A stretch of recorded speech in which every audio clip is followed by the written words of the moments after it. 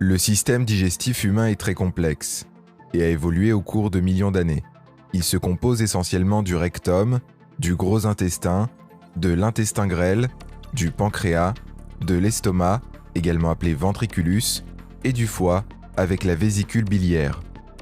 L'ésophage fait également partie de ce système, ainsi que diverses glandes salivaires.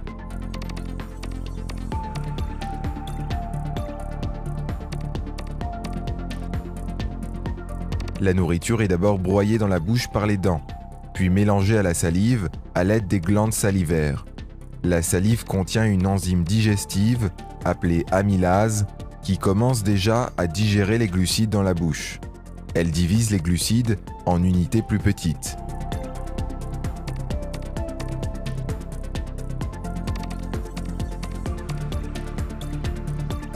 Le mélange de nourriture et de salive en forme de boule, également appelé bol alimentaire, est poussé dans la gorge par la langue et, finalement, dans l'ésophage, qui propulse le bol alimentaire vers l'estomac.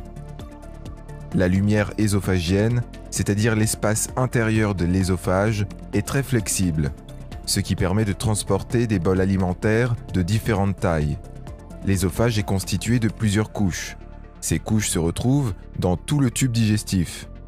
La couche musculaire circulaire, composée principalement de fibres circulaires, et la couche musculaire longitudinale sont responsables du péristaltisme. Grâce à ces deux muscles, le bol alimentaire peut être transporté de la bouche à l'estomac, même si la personne est debout sur la tête.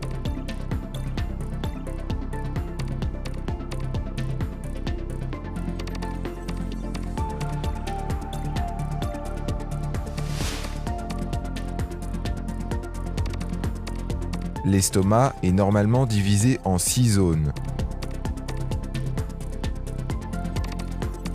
L'estomac est composé d'une structure similaire à celle de l'ésophage. Il possède une couche musculaire longitudinale à l'extérieur. En dessous, on trouve des fibres musculaires circulaires. En plus de cela, il y a une couche musculaire oblique. À l'intérieur, il y a des plis gastriques qui permettent à l'estomac de s'élargir lorsque la nourriture est consommée. La paroi de l'estomac contient des glandes gastriques. Elles produisent du mucus qui est capable de protéger la paroi de l'estomac contre l'acide gastrique sécrété. L'acide gastrique est produit par le simple fait de sentir ou de voir des aliments, mais aussi des épices, et l'étirement de l'estomac provoque la sécrétion, c'est-à-dire la libération de l'acide gastrique. Environ 1 à 2 litres de suc gastrique sont produits par jour.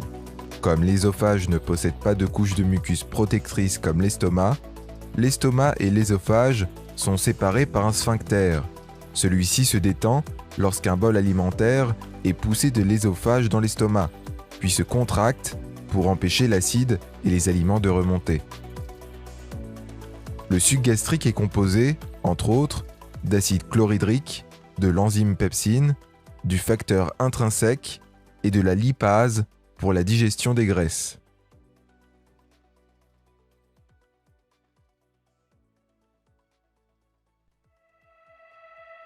En plus des nutriments, les aliments contiennent également des bactéries qui peuvent endommager l'organisme. Les composants de l'acide chlorhydrique sont capables de détruire les bactéries nuisibles.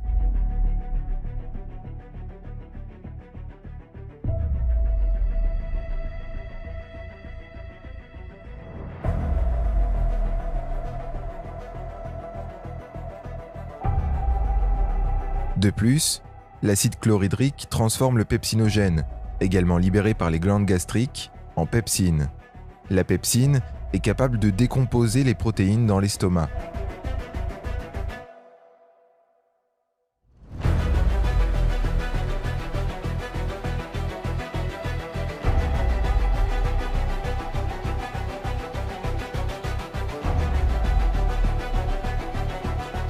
Pour une absorption de la vitamine B12 dans l'intestin grêle, le facteur intrinsèque est nécessaire, qui est produit par les glandes gastriques. La vitamine doit se combiner avec le facteur intrinsèque, puis elle peut être absorbée plus tard par l'intestin grêle. La vitamine B12 contribue à maintenir en bonne santé les cellules nerveuses et sanguines du corps et aide à la fabrication de l'ADN. Il contient également de la lipase gastrique, une enzyme résistante aux acides pour la digestion des graisses. Dans l'estomac, la lipase gastrique divise un triglycéride en un acide gras libre et un diglycéride, de sorte que seul l'acide gras libre peut être absorbé par l'organisme. La digestion des graisses est plus efficace dans l'intestin grêle.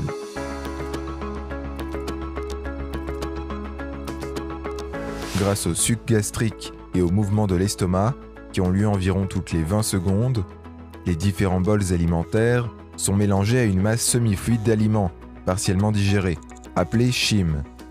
Au début, le chyme ne peut pas pénétrer dans le duodénum, car il y a un sphincter à la sortie de l'estomac. Le sphincter pylorique ressemble au sphincter œsophagien. Le sphincter pylorique ne s'ouvre que de quelques millimètres, de sorte que les plus gros morceaux restent à l'intérieur de l'estomac. Dans la première section de l'intestin grêle, le duodénum, la bile et les sécrétions pancréatiques sont mélangées au chyme via l'ampoule hépato-pancréatique. Le suc pancréatique contient de nombreuses proenzymes et enzymes digestives. Pour que celles-ci puissent faire leur travail, il faut une valeur de pH supérieure à celle de l'estomac. C'est pourquoi le jus pancréatique contient du carbonate acide de sodium.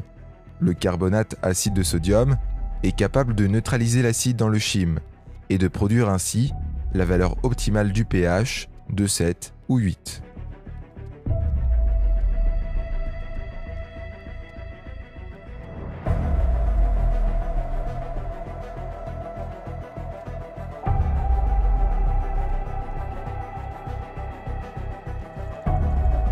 Le jus pancréatique contient également des proenzymes.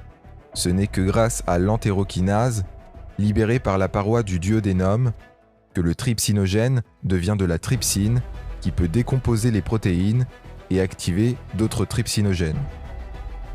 On trouve également l'alpha-amylase, que l'on avait déjà trouvé dans la bouche.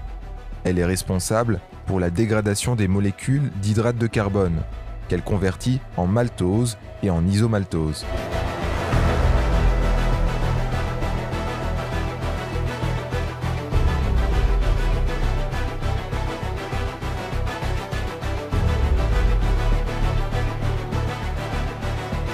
De plus, la lipase pancréatique est capable de transformer les triglycérides en 2 acides gras libres. La lipase gastrique, comme nous l'avons vu précédemment, ne peut produire qu'un seul acide gras libre. La lipase pancréatique est capable de cliver les triglycérides de manière excellente, car la bile décompose les graisses en minuscules gouttelettes. C'est ce qu'on appelle émulsification. De nombreuses autres enzymes font partie du jus pancréatique, mais elles ne seront pas expliquées en détail ici. La bile est produite par les cellules du foie et transportée vers la vésicule biliaire. La bile est stockée dans la vésicule biliaire et finalement ajoutée à la nourriture dans le duodénum via l'ampoule hépato-pancréatique. Le pancréas libère également du jus par l'intermédiaire de l'ampoule hépato-pancréatique.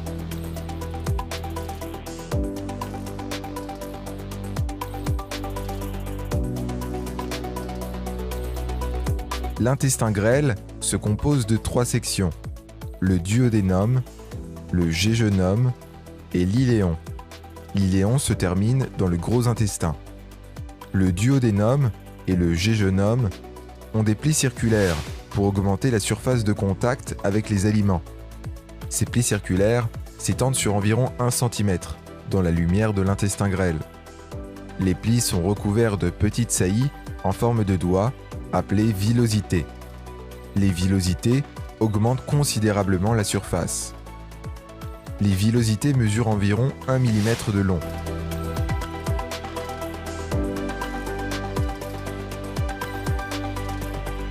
Chaque villosité contient des capillaires sanguins et un capillaire lymphatique, que nous verrons plus tard. Les nutriments, marqués en vert ici, sont absorbés par les villosités et transférés aux capillaires sanguins.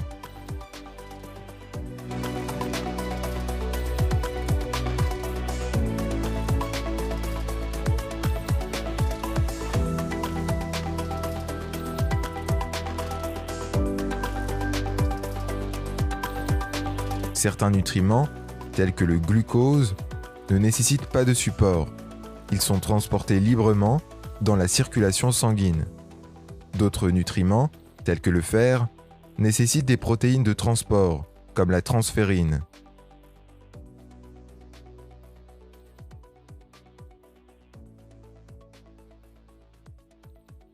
Les graisses sont transportées par les chylomicrons, qui sont des lipoprotéines. Les triglycérides à transporter sont pratiquement enfermés dans la lipoprotéine.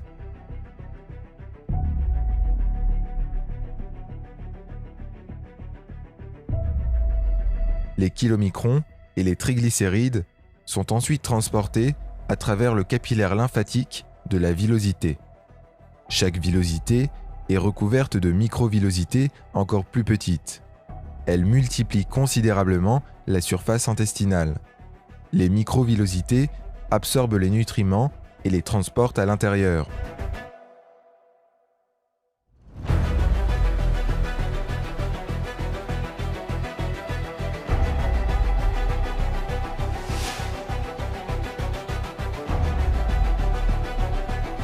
La dernière partie de l'intestin grêle est l'iléon. Il n'a pas, contrairement au duodénum et au jéjunum, de plis circulaires. L'iléon absorbe des électrolytes, comme le calcium pour la formation des os, des cheveux et des dents, des oligoéléments, tels que le zinc pour la production de sperme et le système immunitaire, les vitamines, comme la vitamine B12 pour la formation et la maturation des globules rouges, et l'acide biliaire restant qui est transporté vers le foie via le système sanguin.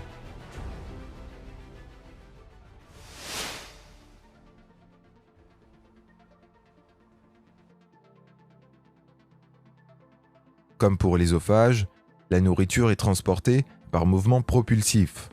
En revanche, les mouvements de brassage servent à mélanger le chyme, qui est représenté ici en jaune et rouge, pour faciliter la visualisation du processus de mélange.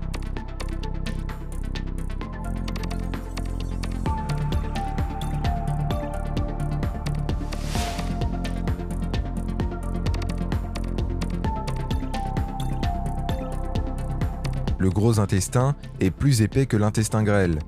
Il mesure environ 1 mètre de long et entoure l'intestin grêle. L'intestin grêle est relié au gros intestin par la valvule iléokécale. Elle s'ouvre lorsque le chyme doit passer de l'intestin grêle au gros intestin. Le gros intestin n'a pas de villosité, comme l'intestin grêle, car la plupart des substances digestibles ont déjà été absorbées dans l'intestin grêle. Cependant, on estime que le gros intestin contient 100 000 milliards de microbes. Ils sont importants pour de nombreuses autres tâches, telles que la production de vitamines et la décomposition des fibres, pour la production d'énergie du corps. Beaucoup de ces bactéries sont une partie importante du système immunitaire en tuant les germes nuisibles. Grâce au péristaltisme, le chyme est transporté du côlon ascendant au côlon transversal, au côlon descendant. Lors de son passage dans le gros intestin, l'eau est retirée du chyme. En outre, du mucus est ajouté pour une bonne excrétion des déchets. Les substances qui ne peuvent pas être absorbées par l'intestin grêle ou le gros intestin restent dans le rectum et sont finalement excrétées par l'anus.